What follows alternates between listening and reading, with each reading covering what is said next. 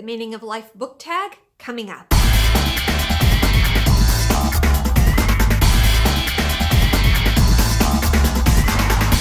Welcome back to Book Your Imagination. My name is Anne.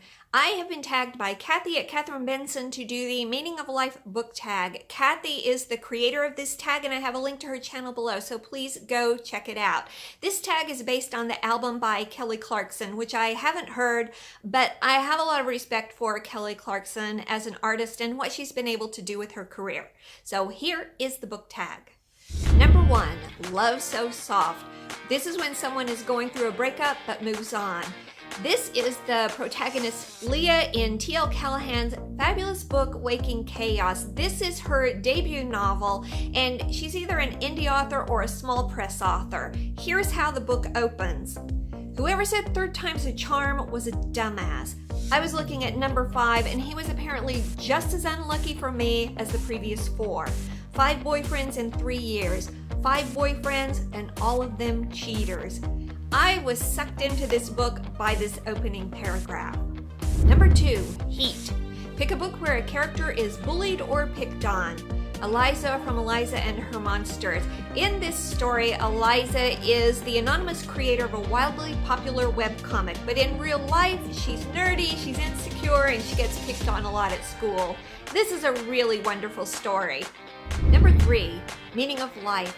This is a book where a character looks for parental guidance. Some Kind of Happiness by Claire Legrand. This is a juvenile mystery. It's the story of 11-year-old Findlay who suffers from anxiety and depression, and she tries to hide it from everyone. Now, this is only one aspect of the story, but eventually she does have to turn to her parents for help. Number 4, I Don't Think About You, a book that you easily DNF'd. Starfall, which is book 2 in the Starflight series by Melissa Landers. I loved Starflight, and I was really looking forward to this book, but after getting 25% through it, I didn't care about the characters, I didn't care about the plot, so I let that book go. Number 5, would you call that love? A pair who have never experienced love before. That would have to be Laszlo and Sarai from Strange the Dreamer. Laszlo is a junior librarian, more concerned with books and the mystery of Weep than he is with girls, and Sarai is one of the last 5 remaining children of the gods and goddesses of Weep, except she's not a child anymore. This is the first book that I've read by Laini Taylor, and what that woman can do with words is absolute magic. Number 6, Cruel, a character who betrays his friends. Now, that would be giving the plot away, but what I will give you instead is a book where there is an unexpected betrayal, and that is Fly By Night by Frances Hardinge. This was Frances Hardinge's debut novel way back in 2005, and the book is as good today as it was back then. Number 7, Medicine, when a well-known personality writes a memoir. For this, I'm going to go with Born a Crime by Trevor Noah. So in general, I don't read and I don't really like nonfiction, but I do want to read this book sometime in 2018. Number 8, Don't You Pretend, a book with an influential relationship between parents and their children.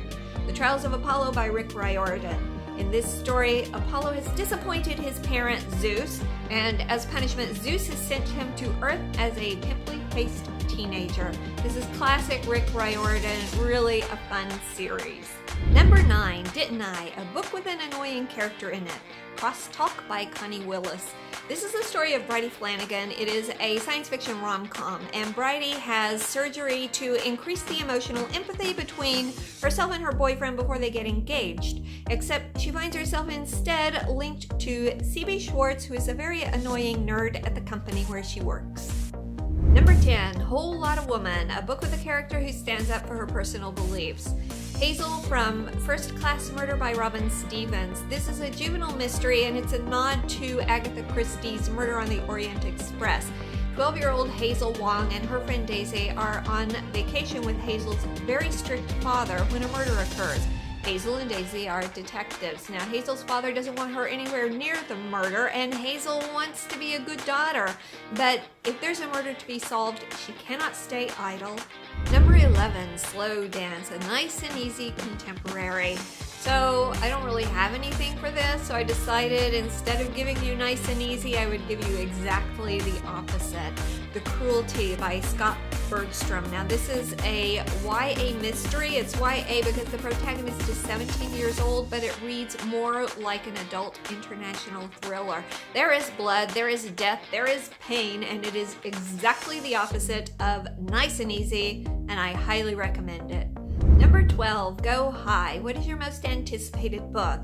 I think I have to say the final book in the Throne of Glass series by Sarah J. Maas. I have loved this series, and I think with every book she's raised the story stakes. And for me, just when I think she's gone as high as she can go, she raises the story stakes more on the next book. So I'm really looking forward to the final book in the series, and I'm really ready for the series to end. So that is the Meaning of Life book tag. If you would like to do this tag, consider yourself officially tagged by me. As always, this is #JMO, just my opinion. If you like what you see in here, please consider subscribing to my channel, give it a thumbs up, and leave me a comment below. Thank you for watching.